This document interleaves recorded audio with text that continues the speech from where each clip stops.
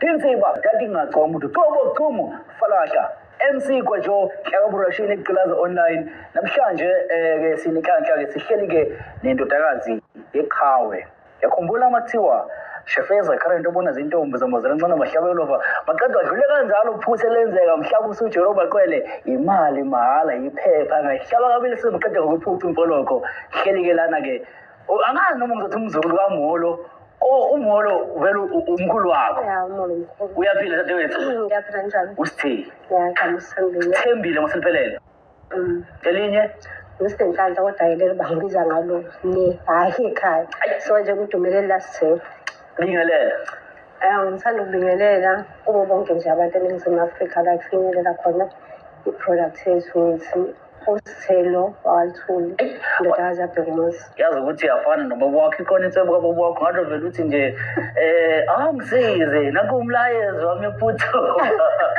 azovele usho njalo uthi mhlafika mina kuyochitha kishebo kusala uzalwa iqhawe ubaba wakho kwakuyiqhawe cela ninamandla kakhulu sikhule simlalele yakhumbula kusukela kudala esashaya ingoma ethi Zogquma kabili nhlale phansi lize loshone nomzenkathe hawu phile for sure azazi ngoma ucula kubuya yazi lento azazi ngoma wakho ethi hawu washaya ingoma ezimnandi kakhulu ngiyakhumbula i-album afike aqopha umlando noma maningi awenza kodwa umlanjwane iwona ofika wangena enhlizweni zabantu futhi kule generation yamanje bathi hayibo Bhekumuzi esane rasta kudala washinja irasta wathi kwagunda la nto leya i-fish band samjoyina impela nje kwakuyiphrograma leliya hayi yena wayeyithanda wenza ubaba wakho sekhumbula sekuqala nje ukudlala umdlalo omuhle nobaba uSomnandi wesabela yes ubaba uSomnandi naye lapha nekhiphe nobaba uBhekumuzi ngapha ekhiphe ngakhumbula noSomnandi mayekhipha sike saqoqa noSomnandi usakhona esho Somnandi ethi makhipha la ndoda uthi kwasho angihlala ngithule ngithi ngoba la ndoda ubaba uMshibe wayenobusoka kwazi ukudlalisa namagama yabona mayecula ingoma mbukela iHla production ngahamba namanje uyicheck online ingoma zakhe ku YouTube uzwe masikhuluma ngeqhawe uBhekumuzi Luthuli kodwa ke njengendodakazi kababa uLuthuli sihleli nawe namhlanje kuphucuke izithombe omunye waba TikTok angazi noma ngizothi uyi-influencer noma ngizothi kodwa usiqiniseko wamvelazo wakhipha izithombe kwavela ekhaya yabo so abantu abaningi ke uma kuvela into kanje baye bekhuluma izinto eziningi kodwa uthola ukuthi umongo wendaba bawazi ukuthi isukaphi lento iyapi so sesindlalile ke nendaba yeqhawe ukuthi lisebenze kanje noma kukuningi kakhulu ngoba kungashonelanga masikakhuluma ngegcokama lakaMholo so na umuzi uyaphutshuka masilandelela noma uma bexhumana nathi njengomfoka Miya insizwe ehlala la kaMashe yasibhalela nawe dadewethu wasithinta wathi no bafethu ngiyafisa nami ukuthi ngiveze isakhe lomndeni so wena usekhaya mina ngisekhaya sichazele abantu abadidekile ngomuzi kwakasakhuluma off air washo ukuthi uke walungiswa futhi before mhlambe asibeke ingqinamba nama challenges akhona nje noma ngeke ngize ngikundlale konke ngikudlale umhlaba kodwa into eyangenzeka futhi kushona kwababa sasala noma okay noma ngithi sasithi uma ubaba eshiye naye then after kushona wahamba ke nekushona umyeni wakhe wabuyela kubo mebuyela kubo wabuyela nakho konke okwakusekhaya ekufice ngaphakathi ngoba wayevele efice kuyizinto zami ozala mina okuMachongo wadlula ngo-2006 wena uzalwa nguMachongo yebo mina ngizalwa nguMachongo okay so me sehamba-ke kanjalo kwakhombisa vele ukuthi aka-welcome muntu egcekeni kwaphoqa ukuthi wonke umuntu abanye bayebatshela-ke ukuthi akuhlukane abaphuma okay asilandele le ndawo ubaba uGani uMachongo yebo bashada okay wadlula uMachongo emhlabeni uMachongo ngo-2006 udlula sekukhona uMaNkambule oseGoli okay then ngo-2007 wathatha uMamlambo okuyena owasala-ke ekhaya okay uMamlambo ongwendawo uMamlambo nje wasendaweni wamthatha-ke ngendlela-ke nje washaya futhi zashaya abandla zaphelela kwawezobuya zo-8 nemali ngaphezulu akakweletanga nje kaMlambo wayekweleta umshado kuphela. Yes.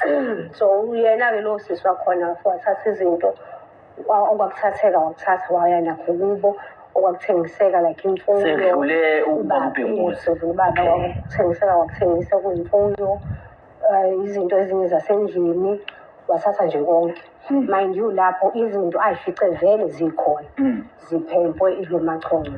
So ngicela ukubuza Sithembu ukuthi sizohambisana kahle. So iqhawe lidlule emhlabeni umama wakhe akasekho.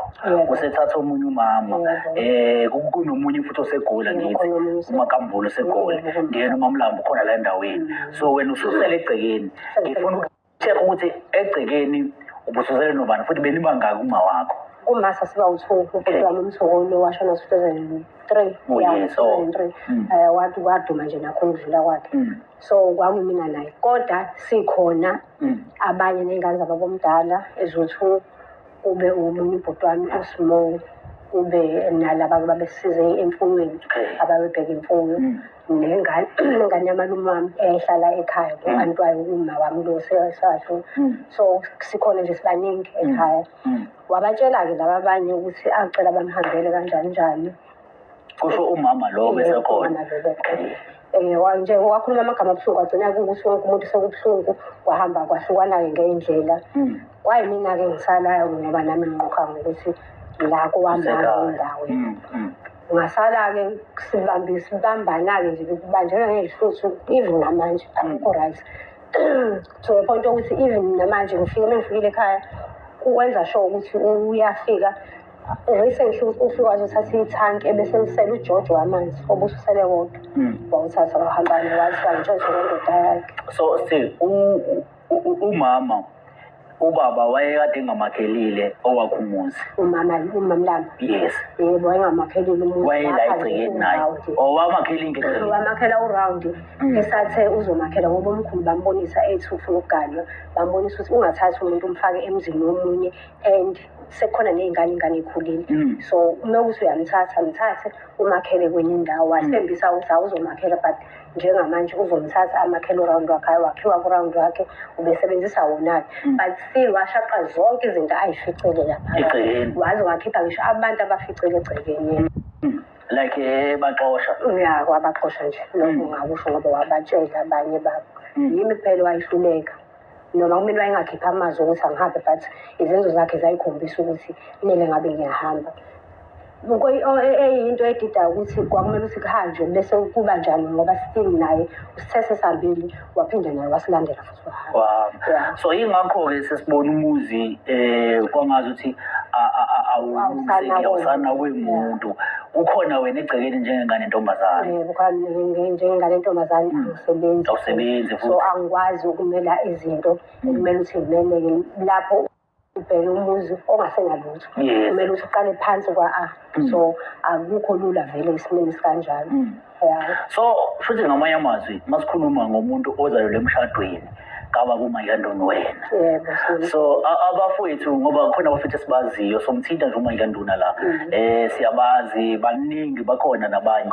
So kusho ukuthi bona bakanjani la egcekeni ingane zababa and bebefika futhi nabekhaya behambe bebuyeleke ngoba sihlala ngokuhlukana behambe bebuyele but ingane zababa bekhulela komalume babo malume but bebefika nje ekhaya bayaziwa akekho ongabazi bayaziwa bebefika futhi noma kuthiwa yini bekuthi abafike ngoba ngisho ikhaya selinje still abaphilanga amandla bebelokhu befikile nje bephinde-ke bejike-ke ngoba isimo siyaphoqa sekukanje.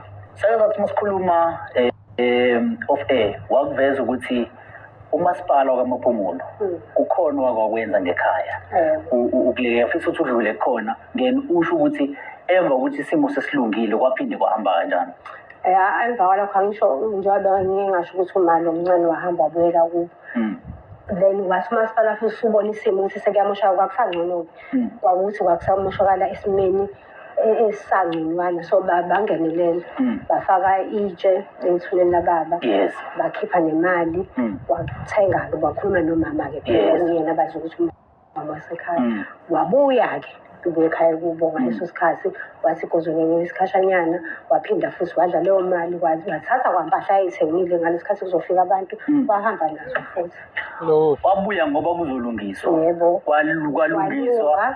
Kwenziwa wabakhona. Wathi kancane ukuzila waphindwa hamba. Wasala wena egcekeni. Wasala nje egcekeni. Ngizima Frank masikhuluma ngokuthi-ke sikhuluma nomnikazi wendaba ngqo nangu-ke usithe namhlanje Sinhlaka Production sibukhoma namhlanje sestudio esikhulu studio seUnityTV sesibukhile sihleli kusona namhlanje sithe no asibe la so dadewethu ngiyafisa ukuthi mhlambe sibafake nabo oMandla Ntuli ngoba ngiyakhumbula kunenye into asele kuyakhuluma naye emfaka ngoba phela ningane zeqhawe ninonke yabo so kodwa-ke ngiyafuna ukuthi singakamfaki kule situation ke njengoba ikhaya selibonakala la ku social media abantu abaningi bayabuza uMaphengo sengena ingane yini wayengazela yini yawo wabonile nawe hayibo kanti azikho insizwa hayibo zebingane zakhe siyangazi nje Mandla Ntuli hayibo uyamazi unqakanqaka so ngiyacela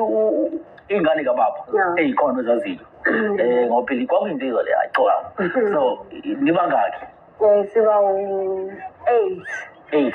Ya ngikhule mina side lami ngazi ukuthi siba 8 then ekudlula ubaba-ke bavela bebaningi but okugcina sekubona osesele yedwa ubhuti unqakanqaka ngicabanga ukuthi nawe uyazeka siba u9 ngibala nomfowethu ngilama washona alright usakhona uMandla Ntuli producer lapho